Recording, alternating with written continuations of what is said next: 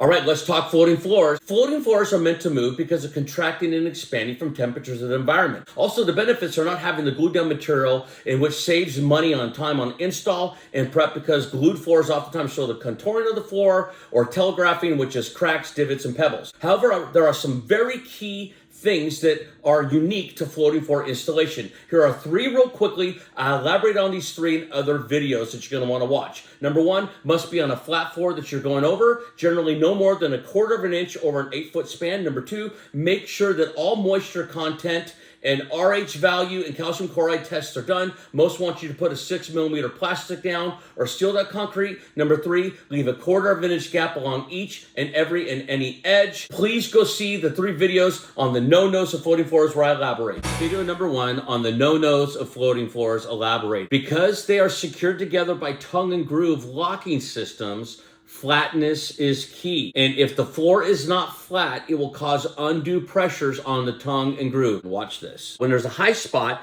it's going to right here put an undue pressure, and this edge and this edge are going to peak up here. And what's going to happen is it's going to cause this to push down, and then this is going to break. I'm not going to break it, but eventually this will peak up so high, it will cause the tongue and the groove right here to break. It will snap it. Also then with low spots, which causes it to cramp or the buckle in on itself, can cause it to break and or separate, comes apart. And also right here, that's going to cause these tongues and grooves to break. That flatness differential generally is a maximum of 1/4 of an inch per every 8-foot span.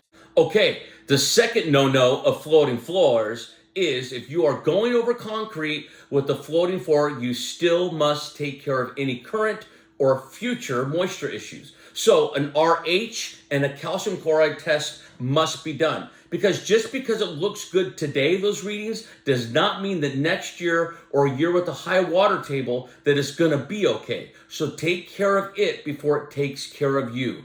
I mean, even for laminates and SPCs, the standard for all installs is, for the most part, 6mm plastic put down underneath it or seal that concrete. So again, take care of it before it takes care of you. Number 3, no-nos of floating floor. Now, this is the most common violated install issue with floating floors. You cannot put fixed items on top of floating floors. For instance, you cannot put cabinets or islands on top of floating floors. You need to put 1/4 of an inch gap. Otherwise, and it's going to cause buckling and it's going to cause separating.